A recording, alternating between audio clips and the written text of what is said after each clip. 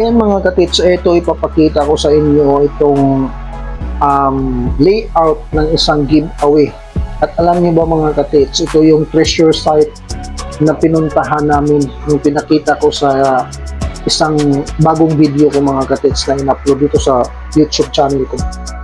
Ngayon lang mga katits ay huli na pala kami. Wala na pala yung laman ng isang giveaway. Nakuha na pala noon pa mga katits. At ang nakakuha mga katits ay lulo lang nila. Pero ang maganda, kasi nung nakuha nila yung banga, nakuha ng lulo nila yung banga, ay binalik sa area na ito. Pero yun ang hindi na nila alam kung saan nakabaon mga katits. Bakit nila binalik? Dahil nagkaroon daw ng sakit yung mga anak ng lolo nila dahil daw sa bagay na yun na kinuha ng lolo nila sa area na ito mga katits. At alam niyo ba na isang banga yun mga katits? So tama itong marker na parang hugis banga na merong takip na simento mga katits. Isa talaga itong replika. At dito nakuha sa area na ito mga katits. Ngayon, dito mga katits nakuha ng lolo nila sa area na ito. Kaya ko ito ginuhit ngayon, itong layout, para may bahagi ko sa inyo. Kasi ito ay nakakumpas ng 36 degree. So ito ang kadalasan na nakuhanan ng mga giveaway na naka-alignment o kumpas mga katits sa 36 degree. Lalo na sa northeast, southeast alignment mga katits, tumama itong 36 degree. So tama, at ang laman ng banga ngayon mga katiits ay puno ng mga jewelries at meron pang mga kutsara na antique. Yun ang laman ng banga ngayon. Kinuhaan ng lolo nila ng mga kwintas, binigay sa mga anak. Yun nga lang, nananaginip siya na kailangang ibalik daw yung bagay na kinuha niya kasi merong mangyayari, may kapalit daw. So yun ang naglagay ng takot sa isip ng matanda ng lolo nila na nakakuha nun. Pero yung mga anak niya mga katits ay meron ng kwintas, meron ng mga jewelries nun kasi binigyan ng lolo nila. Yun nga lang nagkasakit. So yun ang dahilan kaya binalik mga katits ng lolo nila sa area na ito, pero hindi na nila alam kung saan nakalagay. So ngayon mga katits, ito tatalakayin natin. Una ito mga katits, sa area na ito ay mayroong punong mangga. Itong mangga na ito ay isang old mango tree at napakalaki ito mga katits, napalibutan ng malalaking bato, so hindi basta-basta mabubuwal, no? Kasi ito yung landmark nila.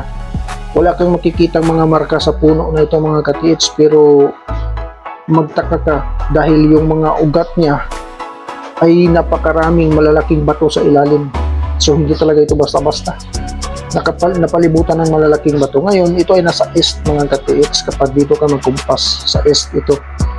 At ito ay isang niyog na meron ding marka na bilog at merong butas. Yan naman ay nagtuturo doon sa falls mga katiits kung saan yung isa pang nakabaon na kayamanan. So siguro malaki yun, biglog yung mga katiits. So itong puno na ito ay hindi masyadong luma itong niyog na to. Ito ay isa lamang remarking. Pero itong mga hidden markers mga katits na nakabaon sa lupa, hindi ganun kalalim, pero nakabaon. Tulad nito mga katits ay nakita namin ito.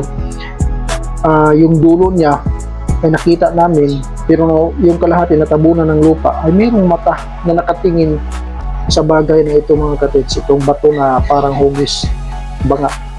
So nung kinumpasan ko, ito ay tumama sa 36 degree. Northeast alignment mga katiits. So napakaganda dahil tumama sa 36 degree tapos merong ganitong marka na parang banga. So dito nakuha yung banga mga katiits sa area na ito. So talagang positive. Totoo talaga, hindi talaga nakakamali mga katiits ang kumpas ng ginamit ng mga Hapon kasi kumpas yung gamit yan noon. Ngayon mga katiits, hindi pa natin ito ang ating pagbasihan kasi wala pang tinuturong treasure dyan, kundi marker lang yan. Sa baba mga katits, dapat yung sa area na tulad nito, sa itong imperial site o treasure site, tinitirahan ng mga Hapon, dapat yung ikutin ang buong area. Nung inikot namin, nakita namin itong isang bato mga katiits na merong nakaukit na letter Y at para siyang dulo o yung puwetan ng araw mga katiits na nagtuturo sa batong ito. Kinumpasan ko ito, tumama ng 40 degree dito mga katiits sa batong ito. Ngayon, kasi dito nga yung nakuha, so hinanapan namin ng paraan na tumama dito mga katiits ang mga marker na ito. At meron pa itong mata dito mga katiits na tulad nito. Ngayon, kinumpasan ko ito ng 36 degree, tumama siya dito mga katiits sa isang punong kayamito. Napakalaking puno ito, ngunit katawan na lang kasi naputol na ito mga katiits. Tumama 36 degree. So ngayon mga katiits, meron na tayong ideya kung saan nakabaon yung deposito. Kasi kung saan nag-intersect ang mga line na ito mga katiits, tulad nito, ayan, ay nandito. So dito, sa area na ito mga katiits, posible na may nakabaon. Pero dahil nga, totoo, dahil ito ay napunan, so dito talaga mga katiits.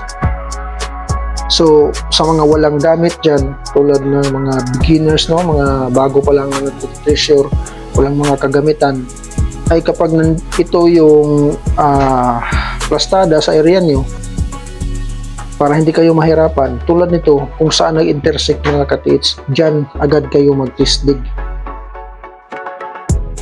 Or else dito, sa puno na ito mga katiits at sa bato na ito, 1 meter, 3 meters, 5 meters to 7 meters yung sukat mag-tisdig mga katiits. Ngayon, meron pa kaming nakita mga katiits na isa pang marker na nagtuturo sa area na ito. At itong bato na ito mga katiits, ito ay nasa distansya na. Malayo-layo na ito mga katiits, nasa west side na ito. At merong nakaukit na parang V mga katiits na pinahaba, nakaganyan mga katiits. Ganyan. Yan ay nakaturo dito mga katiits. Kapag sa area nito, sa area na tulad nito, kapag meron kayo, hindi lang ganito yung makikita na markan nyo, pwede ring araw mga katiits na nakaganyan at pwede ring nakaganyan lang. So maraming araw mga katiits ang pwedeng ilagay ng mga Hapones, iba't iba yung hugis, no? Iba-iba yung pagkaguhit. So ito mga katiits talagang nagtuturo dito. So talagang meron talagang nakatagong deposito sa area na ito mga katiits. Ito ay replika lamang sa pinaglagyan kasi nga banga yung nakuha nila dito noon. So napakaswerte na sana mga katiits, kaso binalik ng lolo nila. So talagang